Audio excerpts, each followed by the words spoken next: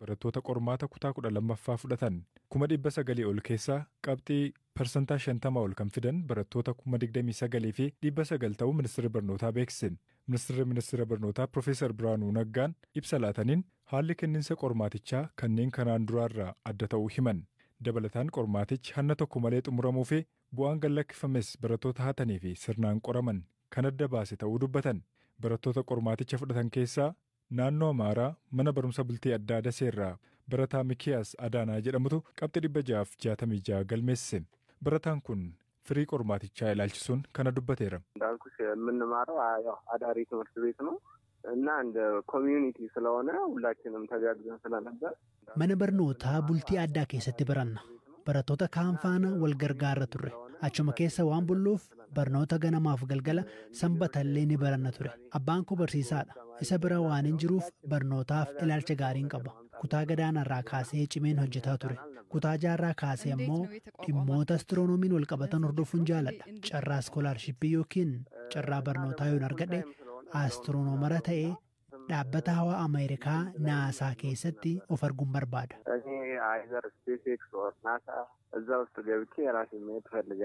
Naannoo Oromiyaatti mana barnootaa bultii addaa waldaa misooma Oromiyaatti qabxii olaanaa 652 kan galmeessise immoo barataa Roobeeraa Asmaraatiin. Barnoota herreegaa 100 kan galmeessise Roobeeraan eessa ga'uu akka barbaadu gaafanneerra. Qabxiin ani galmeesse qorumsa seensa yuunivarsiitii 700 keessaa 652dha. Baga gammadde qabxii olaanaadha kuni. Baga walumaan gammadde. Ayyeeyyee. Mee qophii akkamii taasisaa turtee waan yaadde argatteetta? Amma yaadee argadheera jedheen yaadanii qophii nuti taasisaa turre immoo barumsa bultii addaa waldaa misooma Oromiyaa damee Adaamaa keessatti turettan barachaa ture. Achi keessatti egaa qophii kutaa 9 kaasnee qophii garaagaraatiin of qopheessaa turre. Manni barumsaas deeggarsa garaagaraa nu godhee qormaata kanaaf akka qophoofnu gargaarsa nu gochaa ture.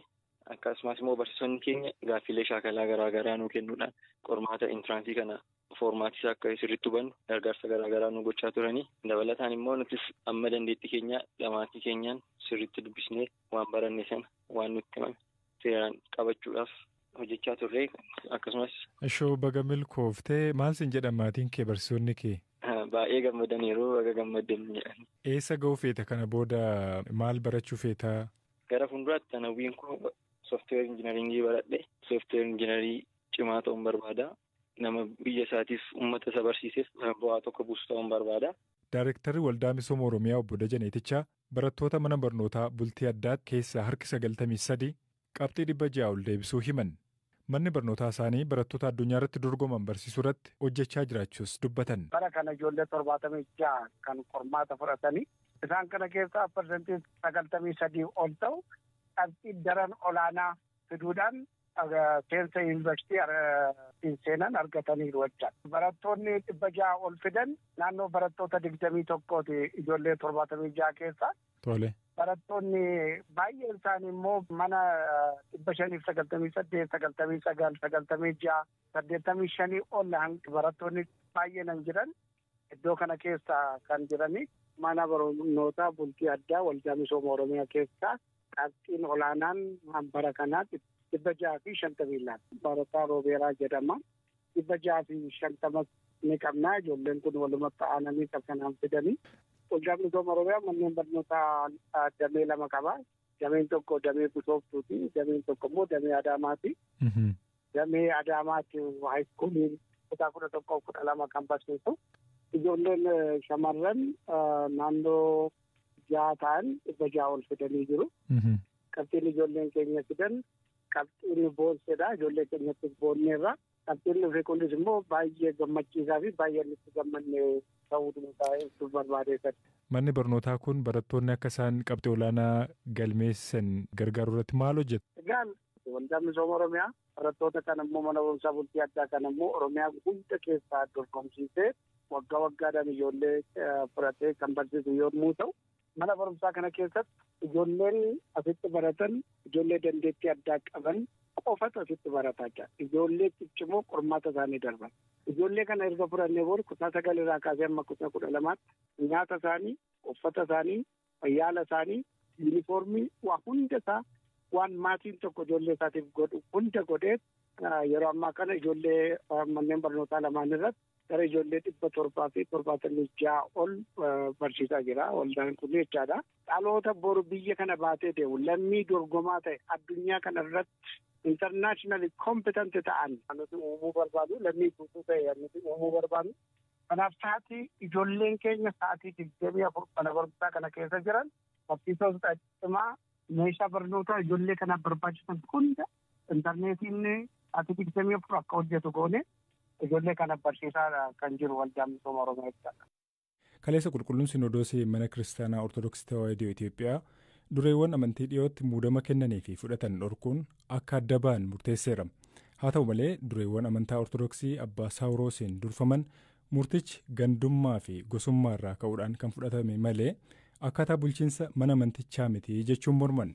አንደኛ የኛ ዓላማ እንደ ገሳሾቻችን የዘርና የጎሳ tokkoffaa kaayyoon keenya akka warri nu himatan jedhan qoqqooddaa gosaa fi sanyii fiduuf osoo hin taane akka ergamoonni fitaa nagestii keewwata 5 lakkoofsa 138 irratti ibsanitti abboonni afaan baay'ee dubbachuun dadhabbii soomaa hidhamaa fi kadhannaa keessa darbuun amantoota gosa adda addaa keessaa walitti qabaman eeguuf muudamatti kennamedha. Lammaffaa warri muudaman hawaasa keessaa filamanii kan muudaman malee warra yeeyyii arganii hoolota dhiisanii baqatan miti.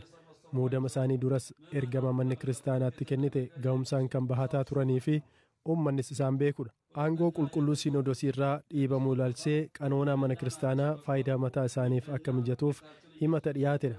Balaa mana kiristaanaatti dhufe beeksisuu irratti duubatti hin jenne. Arfaffaa himanni qanoonaa fi doogmaa mana kiristaanaa cabseera jedhu himata fudhatama qabu miti. Ta'ee jedhamee dubbii kaasuuf kan godhamedha. Muudamni kenname warra bu'uura mana kiristaanaa qajeelchaa turaniifidha. Qoqqobbichi dhugummaa kan hin qabnee fi deeggarsa gandummaan kan darbedha. Kanaafuu dhorkichi hiika kan hin qabnee fi abbootiin qulqulluu Sinodoosii akka hin galleef kan darbedha. Tajaajila awwaalchaa fi hafuuraan argatan kan jedhu mirga namummaatti kan bu'udha. Dhiibbaa miidiyaa hawaasaan kaka'uun murteessirriin taane raawwataniiru. ሰብአዊነትን የሚጋፋ መሆኑንና ዜግነትን የሰረዘ Gama biraatiin waldaan macaafa qulqulluu Oromoo dhiyeenya hundaa'ee of danda'ee macaafa qulqulluu afaan Oromoon maxxansiisuun rabsuu eegaluu beekse. Erga hundaa'ee waggaa 2 walakkaa yoo ta'u waldichi rakkoolee hanqina macaafa qulqulluu gabaarratti mudatee furuudhaaf hojiitti akka jiru ibseera. Amma walitti qabaa boordii waldichaa kan ta'an pirezidantiin waldaa warra wangeelaa Makkaana Yesuus duraanii luba Ittafaa Goobana BBC'tti akka himanitti lakkoofsa amantoota afaan Oromootiin waaqeffatanii fi baay'inni macaafa qulqulluu wal simuu dhabuurraa kan ka'e waldichi hundaa'u himaniiru. Waldaan kun kan inni hundaa'e waggaa 2 walakkaa dura. Kaayyoon isaanii guddaan amma amantoonni afaan Oromootiin waaqeffatan Oromoonni gara miliyoonii 15 ol ta'aniiru. Yommutti ilaallu immoo macaafni qulqulluu isaan ga'an jiru. Waggaa 22 gidduutti kan nu ilaalle gara macaafaa yoo baay'ee gara macaafaa miliyoonii 4 kan ta'eetiyyuu biyya keessa gale. Inni kun egaa ol bukkee amantoota wajjin wal bukkee qabnee mutti ilaallu baay'ee walitti fagoo ta'e mul'ate. Egaa mutti kana immoo ilaallu macaafni qulqulluu har'a warra wangeelaa Oromoo harkan jiru. Ta'anii eeggatu namatiyyuu yeroo barbaade maxxansee fidaaf malee ofii isaaniitti dhimmamanii eeggatanii hojjetaa jiran kan jirudha. Inni kaan immoo macaafni qulqulluu kun amma keessa deemanii geeddaruun jira. Kana booda macaafa qulqulluu afaan Oromoo kan maxxansu waldaa haaraa hundaa'e kana jechuudha. Waldaa haaraa hundaa'e kana maxxansuuf jalqabee amma macaafa gara 30,000tti madaalamu fideera. Biyya keessa galcheera. Ayyaana kanarratti isa kanas mul'isna isa kanarratti waaqayyoon hin galateeffannaa jechuudha. Sababa kanaaf macaafni qulqulluun xiqqaan kun qofti waggoota amma kanaa keessatti maxxanfame harka keessa waan hin turreef moo humna isaan qabdan moo maaliif ture? Egaa inni guddaan harka keenya keessan ture harka waldaa Oromoo kan turre saba Oromoo kan turre itti dhimmamee